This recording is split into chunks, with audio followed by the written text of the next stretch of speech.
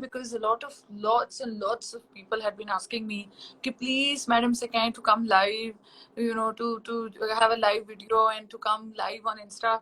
And I'd been trying my best, and finally today, after a lot of hustle and bustle, we're finally here live on Instagram. It's first for both of us.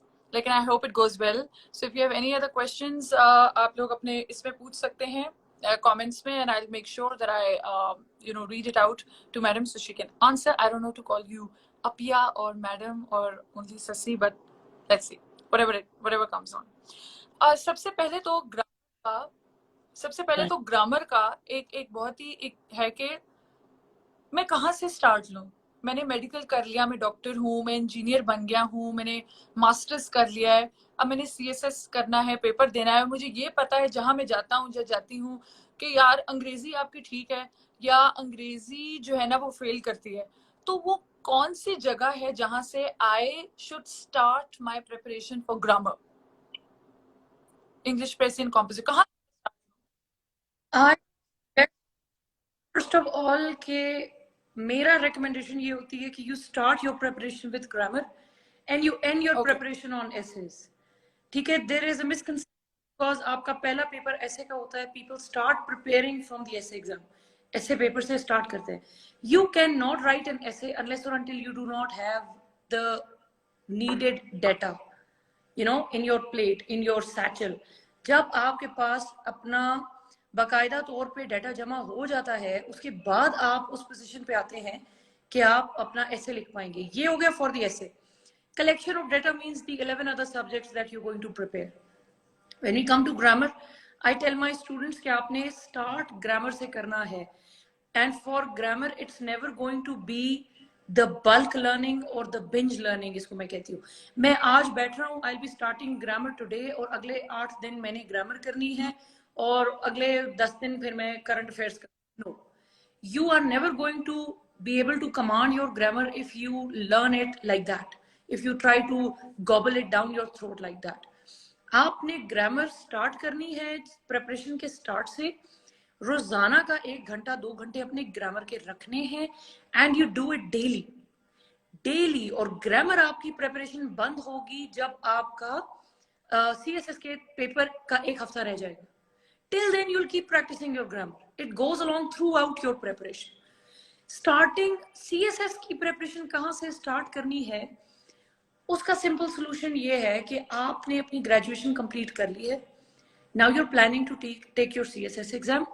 what you do is you are going to either choose an academy that you want to go to, or you are planning to prepare on your own. That is your choice. Please remember, academies are not compulsory. ठीक है जी.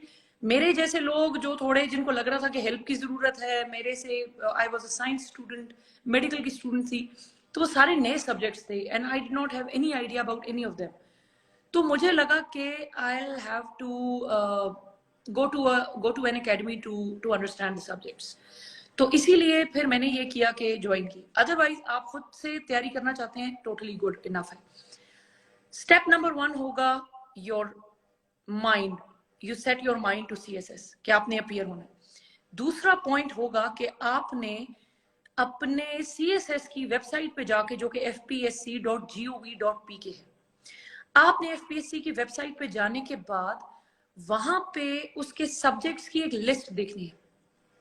Subjects की list देखने के बाद आपने वहां से अपने सब्जेक्ट्स चूज करने.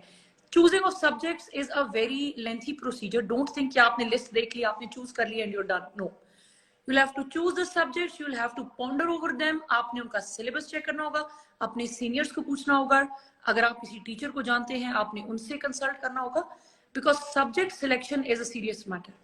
So make sure you choose subjects which are of your interest, you choose subjects which are scoring, and you choose subjects जिनको आपको पढ़ने में आसानी है और आप उसमें अच्छे मार्क्स ले सके. अब ये है कि आपने सब्जेक्ट्स चूज कर लिए और आपके कंपल्सरी सब्जेक्ट्स आपको पता है कि कौन से 6 होंगे. Next step is going to be downloading of the syllabus. FPSC ने एक बकायदा सिलेबस दिया हुआ है हर सब्जेक्ट का. आपने वो सिलेबस डाउनलोड करने के बाद अपने पास प्रिंट आउट करके रखना है. फिर आप काइंडली एक एक सब्जेक्ट पकड़ेंगे और वो सिलेबस अपने सामने रखेंगे. जो आपको टॉपिक्स किसी किताब से मिलते हैं, वेल एंड गुड. अगर आपको नहीं मिलते हैं, इंटरनेट से ढूंढें, लाइब्रेरीज में जाके ढूंढें, जहां से भी आपको वो, Google is good enough to look for any topic I believe, वहां से आपसे नोट्स तैयार करें। Make sure by the end, आप जब कहते हैं कि मेरा ये सब्जेक्ट तैयार हो गया, आपने किसी एक ऑथर की कोई किताब तैयार ना की हो, क्योंकि CSS is not going to take care of the fact कि आपने बहुत अच्छे इंटरनेशनल ऑथर की एक किताब पढ़ी थी। नो, आपने FPSC ने जो आउटलाइन दी थी, जो सिलेबस दिया था, जब वो तैयार कर लिया है, अब आपका वो सब्जेक्ट प्रिपेयर हो गया है। This is how you will go. तो आपने सिलेबस की रस्सी को पकड़े रखना है